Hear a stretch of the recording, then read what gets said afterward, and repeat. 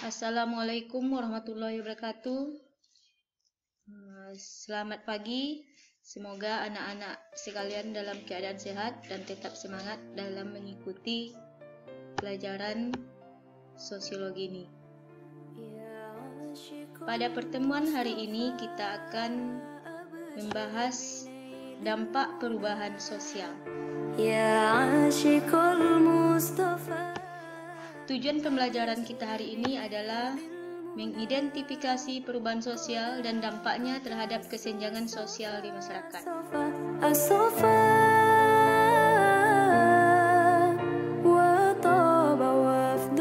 Dalam kehidupan masyarakat, perubahan sosial menggambarkan proses perkembangan suatu masyarakat. Perubahan sosial pada masyarakat ini dapat berupa perubahan yang mengarah pada kemajuan ataupun perubahan yang mengarah kepada kemunduran. Dan sudah kita bahas juga bahwa perubahan sosial itu ada yang direncanakan dan ada yang tidak direncanakan. Perubahan yang terjadi karena direncanakan dalam bentuk intervensi dari dalam maupun dari luar masyarakat. Perubahan sosial yang terjadi di masyarakat berakibat perubahan di berbagai sektor kehidupan. Ini berarti perubahan sosial selalu menjalar dari berbagai bidang ke bidang yang lainnya. Contohnya, kita lihat ya, pada gambar ini kita perhatikan, ini adalah contoh perubahan di bidang telekomunikasi, di mana dulu orang berkomunikasi dengan menggunakan surat. Sekarang sudah berubah menggunakan handphone. Itu adalah bentuk perubahan sosial. Dan bentuk perubahan yang terjadi pada telekomunikasi ini juga akan pengaruh pada bidang-bidang yang lainnya. Bidang pemasaran, bidang pertanian, bidang politik dan segala macamnya. Yang akan kita pelajari pada pertemuan ini adalah dampak perubahan sosial terhadap hubungan antar individu dan antar kelompok. Berbicara tentang perubahan telekomunikasi atau alat komunikasi dari surat ke handphone, ini sangat berpengaruh pada pola hubungan antar individu dengan kelompok. Dahulu orang mengirim surat. Di dalam surat ya selalu disertai dengan kata-kata yang sopan, dengan kata-kata yang menyejukkan hati. Misalnya bisa kita lihat pada surat-surat terdahulu, di awal surat pasti kita akan bertanya tentang apa kabar, ya, mendoakan, dan bahasa-bahasa yang halus, bahasa yang lembut. Dengan digantikannya alat komunikasi dari surat ke handphone, pola hubungan antar individu jelas berubah. Coba kalian lihat, ya. Kalau zaman dulu seorang anak yang pergi belajar jauh dari orang tuanya, kalau ada keperluan mereka selalu mengirim surat. Ya, kalau sekarang tidak, mereka cukup menghubungi orang tuanya melalui handphone. Kalau menghubungi orang tua dengan handphone, kalian sendiri pasti pernah melakukannya. Dihubungi ayah pakai handphone, langsung ya assalamualaikum, waalaikumsalam. Itu pun kalau ada yang mengucapkan salam. Bahkan ada yang tidak mengucapkan salam, langsung to the point kepada pokok permasalahan yang ingin dia sampaikan pada orang tuanya. Ini membuktikan bahwa adanya pengaruh atau dampak perubahan alat komunikasi dari surat ke handphone dalam hubungan antar individu. Sudah jelas ya? Sudah nampak.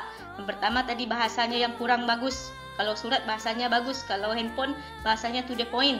Kemudian pergantian surat ke handphone, ya, atau dengan munculnya handphone sebagai alat komunikasi, intensitas silaturahmi pun berkurang. Ya, intensitas silaturahmi pun berkurang karena handphone bisa menjangkau secara cepat dan menjangkau tempat-tempat yang jauh. Ya, sehingga orang sekarang kurang lagi melakukan kunjungan-kunjungan silaturahmi.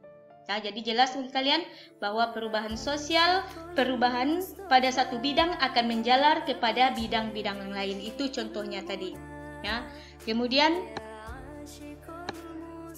perubahan sosial, kita masuk perubahan sosial dan dampaknya terhadap kesenjangan sosial di masyarakat. Anda telah memahami bahwa perubahan sosial bukan gejala yang berdiri sendiri. Perubahan sosial itu mempunyai faktor pendorong dan faktor penghambat. Terjadinya perubahan sosial berarti adanya faktor pendorong. Kemudian tadi sudah kita bahas bahwa satu saja terjadi perubahan maka akan menjalar pada perubahan-perubahan selanjutnya. Ya, tentu saja perubahan yang terjadi tersebut mempunyai dampak pada masyarakat. Ya, masyarakat seperti kita ketahui, masyarakat itu merupakan suatu organisasi yang terdiri dari unsur-unsur yang saling berkaitan satu sama lain. Apabila salah satu unsur masyarakat tidak berjalan dengan bagaimana semestinya, maka unsur-unsur yang lain juga akan terganggu. Ya, terganggunya unsur-unsur tersebut akan melahirkan ketidakseimbangan. Ketidakseimbangan unsur masyarakat tersebut juga akan menimbulkan disorganisasi di dalam masyarakat.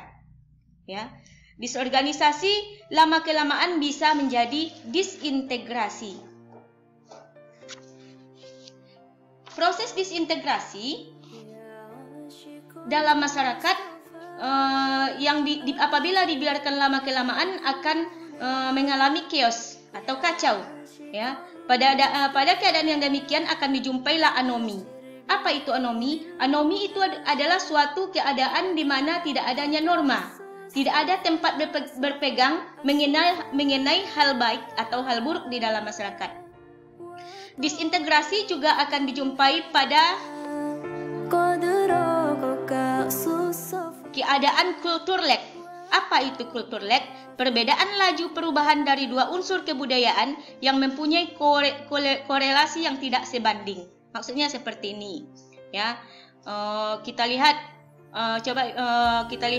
bahwa perkembangan teknologi itu lebih cepat dibandingkan perkembangan pola pikir. Ya, teknologi sudah jauh capaiannya, sedangkan pola pikir terlambat. Artinya apa? Ya, kadangkala handphone terjadi perkembangannya cepat, sementara pola pikir si pengguna handphone ini terlambat. Ya, terlambat pola pikirnya, sehingga handphone yang seharusnya digunakan kepada hal-hal positif, maka sedangkan bagi pemegangnya itu akan digunakan kepada hal-hal yang tidak baik. Itu disebut dengan kultur lag. Ya, laju perubahan dua unsur kebudayaan yang mempunyai hubungan tidak sebanding. Ya, tidak sebanding. Pola pikir dengan kemajuan teknologi tidak sebanding. Pola pikir perkembangannya lambat, sedangkan teknologi perkembangannya cepat. Itu yang disebut dengan kultur lag. Kemudian mestizokultur, yaitu percampuran dua kebudayaan yang mempunyai warna dan sifat berbeda. Ya, ini contohnya. Percampuran antara kebudayaan Barat dengan kebudayaan Timur Indonesia. Orang-orang Barat ya mempunyai kebiasaan mengkonsumsi minuman-minuman keras. Kenapa? Karena di daerah mereka tempatnya dingin, mereka butuh yang bisa memanaskan tubuhnya. Kemudian orang Indonesia memakai atau mengkonsumsi minuman keras yang menyebabkan kemabukan. Itu disebut dengan mestizokultur. Ya, percampuran dua kebudayaan yang mempunyai warna dan sifat yang berbeda. Kita masuk proses disintegrasi sebagai akibat perubahan sosial yang terjadi dalam masyarakat.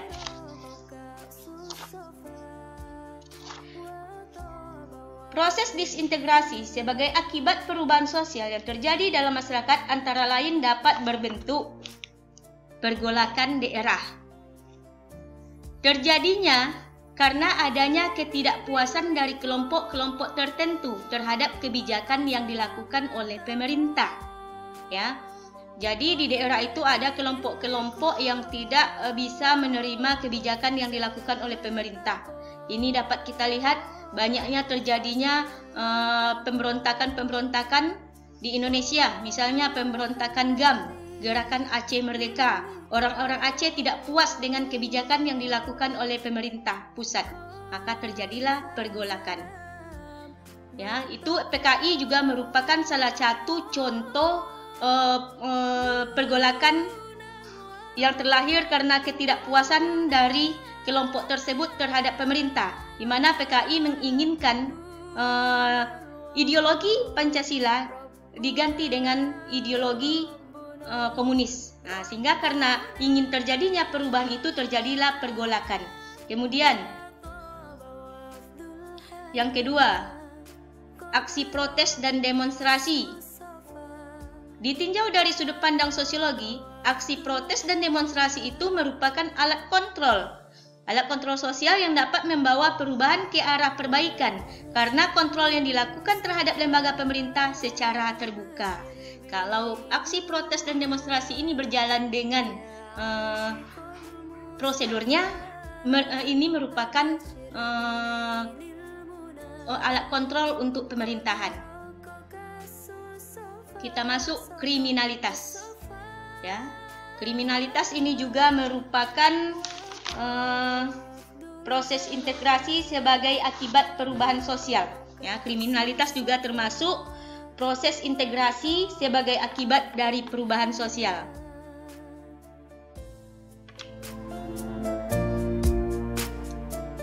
Bentuk proses sosial yang terjadi mendorong orang melakukan kejahatan. Ya, jadi ada perubahan sosial ini yang bisa melahirkan tindakan-tindakan kriminalitas, tindakan-tindakan yang melanggar hukum, melanggar peraturan, dan melanggar undang-undang. Kita masuk kenakalan remaja. Di usia remaja, kita akan melalui masa pubertas atau masa transisi dari anak-anak ke dewasa. Pada masa transisi menuju kedewasaan ini, remaja mencari jati dirinya. Apabila dalam mencari jati dirinya, remaja tidak dapat mengendalikan diri dengan baik, maka tindakan-tindakan muncul bisa mengarah pada tindakan kriminalitas. Ternyata perubahan sosial juga bisa memicu lahirnya kenakalan remaja. Terima kasih. Itulah materi kita hari ini. Ibu harap kalian bisa mengerti, dan kalau ada hal-hal yang tidak dimengerti, silakan didiskusikan di grup sosiologi kelas 12. Assalamualaikum warahmatullahi wabarakatuh.